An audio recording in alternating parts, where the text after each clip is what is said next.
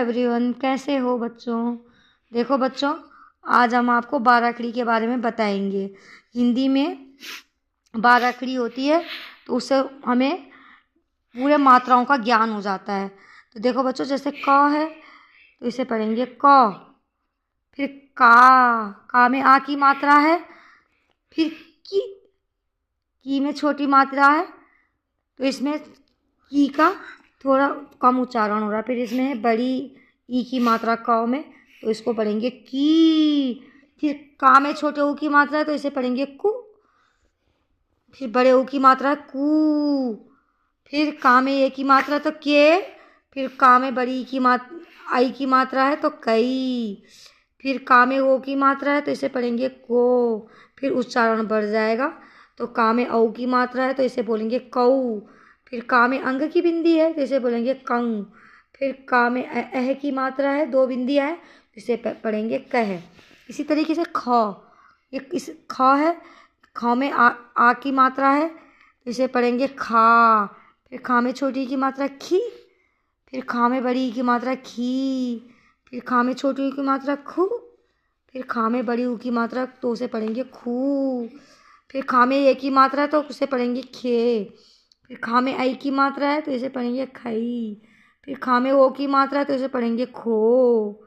फिर खा में औ की मात्रा तो उच्चारण बढ़ जाएगा तो इसे पढ़ेंगे खऊ। खा में अंग की बिंदी है तो इसे पढ़ेंगे खंग। फिर खा में अह की दो बिंदियाँ है पीछे तो इसे पढ़ेंगे ख। इसी तरीके से गौ की भी इसी तरीके से सारी मात्रा इसी तरीके से बनेगी। तो ये ग है तो इसे पढ़ेंगे ग। फिर गा पे आ की मात्रा है ये तो गा। फिर गा में छोटी की मात्रा गी। गा में बड़ी की मात्रा गी। फिर गा में छोटे ऊ की मात्रा गु। फिर गा में बड़े ऊ की मात्रा है तो गू। फिर गा में ये की मात्रा है तो गे। फिर गा में आई की मात्रा है दो तो इसे पढ़ेंगे गई। गा में ओ की मात्रा तो इसे पढ़ेंगे गो। गा में औ की मात्रा है तो इसे पढ़ेंगे गऊ। फिर गा में अंग की बिंदी है ऊपर, इसे पढ़ेंगे गंग। फिर गह में अंग की बिंदी है तो इसे पढ़ेंगे गह। इसी तरीके से घा की है घ। फिर घा में आ की मात्रा है तो घा। घा में छोटी की मात्रा है तो घी। फिर घा में बड़ी की मात्रा है तो घी।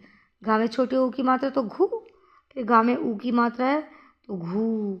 फिर घा में ए की मात्रा है तो घे। फिर घा में ए की मात्रा तो घई। फिर घा में ओ की मात्रा तो घो। फिर घा में औ की मात्रा तो घऊ। फिर घा में अंग की बिंदी है तो घंग। फिर घा में ए की बिंदी है तो घ। फिर इसके बाद चौ में चा है तो इसे पढ़ेंगे चौ। उच्चारण छोटा करके पढ़ेंगे चौ। फिर चा में आ की मात्रा है तो इसे उच्चारण बड़ा करके पढ़ेंगे चा। फिर चौ में छोटी की मात्रा ची। फिर चा में बड़ी की मात्रा है ची। फिर चा में छोटे ऊ की मात्रा चू तो चा में ऊ की मात्रा चू। फिर चा में ए की मात्रा है तो चे। फिर चा में ए की मात्रा है तो चई। फिर चा में ओ की मात्रा